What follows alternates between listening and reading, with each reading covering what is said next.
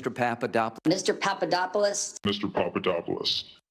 Well, someone's name came up a little bit on Capitol Hill this week. Former FBI Deputy Director Andrew McCabe returned to Capitol to face questions from senators about Crossfire Hurricane. McCabe, who was fired after the investigation fell apart, forcibly defended the FBI's decision to open their query into allegations that the Trump campaign coordinated with Russia to influence the 2016 election. Of course, we know that never happened. Now, McCabe still rejects claims that the FBI investigation was politically motivated.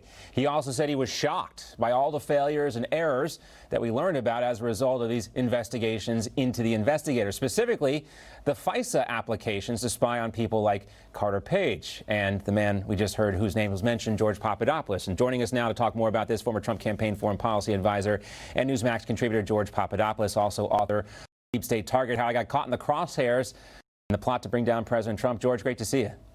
Thanks for having me, John. I had to laugh a little bit when I was watching that hearing because your name kept coming up. And I know it's not funny for you, giving everything you've been through, your time in jail as a result of this, which everyone knows seems a little ridiculous now. But to hear Andrew McCabe say, knowing what he knows now, knowing that the FBI broke the law, which I can't believe he didn't know this when it was happening, he would not have pursued that FISA warrant against Carter Page, which really precipitated, and the meeting with you, with Stephen Halper and the rest, that they wouldn't have pursued this type of investigation. How angry were you to hear that? I probably felt exactly like millions of Americans felt, and that was I was furious. And I, like many Americans around this country, want to see justice. And look, I was very happy to see Senator Graham and how he's conducted himself throughout this inquiry, because if there's a method to the type of witnesses and the order in which he's invited them to testify, it's designed, I think, to force them to disavow their previous work and to buck pass accountability and potential criminal liability to their subordinates. And we first saw this with Rosenstein.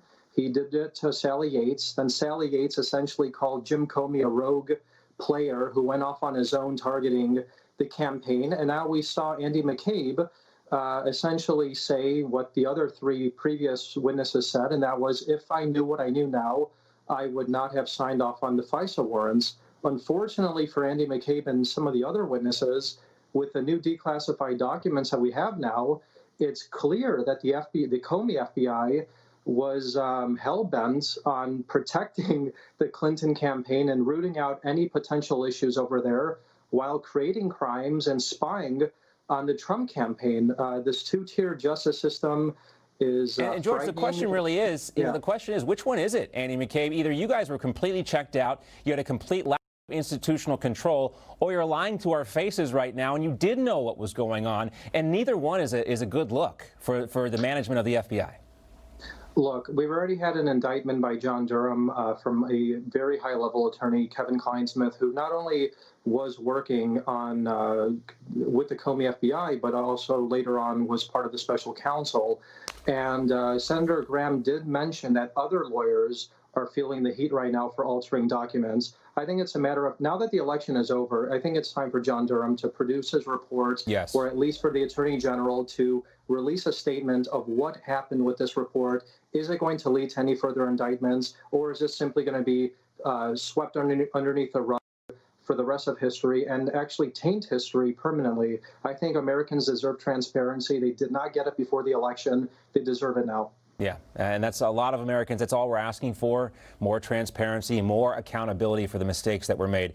Another story we want to talk about, too, George. Top generals at the Pentagon are concerned about President Trump's latest personnel moves at the Defense Department and what it might mean for our 19-year-old war in Afghanistan. This week, President Trump fired Defense Secretary Mark Esper. The commander-in-chief also added some of his closest military advisors to the Pentagon's leadership team. That includes Anthony Tata, a retired Army Brigadier General, and Kash Patel, a former Republican congressional aide to Devin Nunes. Both moved into new roles at the White House. But according to Politico, President Trump's new Pentagon set up a clash over the Afghan pullout. Any move to accelerate withdrawals would set up a clash with the nation's top generals and other civilians who have argued publicly against leaving Afghanistan too quickly while the security situation remains volatile.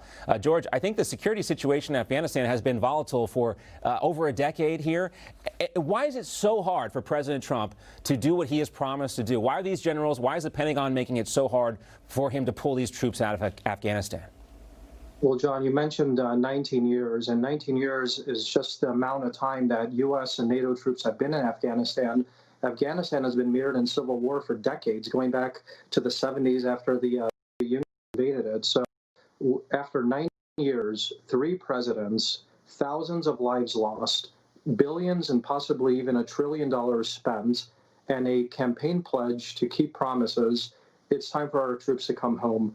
The Trump administration, after deft diplomacy, brokered a landmark peace agreement last February that set the roadmap for a future Afghanistan after decades of international conflict. It's incumbent upon the president and his team to basically set the contours for what a future Afghanistan will look like. That future Afghanistan does not deserve or needs further nation building from U.S. and NATO. And call it After they call it, we've got to run here, George, but they call it the graveyard of empires for a reason. Afghanistan. President Trump, the only president that we've been able to vote for in our entire lives, George, you and me, that has not started a new war. Great to see you. Absolutely. As always. Thanks so much. Thank you, John. Newsmax TV is now America's fastest growing cable news channel. We give you the real news you need. So subscribe to our YouTube channel and give us a thumbs up. If you like this video, share it with your friends. Newsmax TV streams live on YouTube for free. Newsmax TV, real news for real people.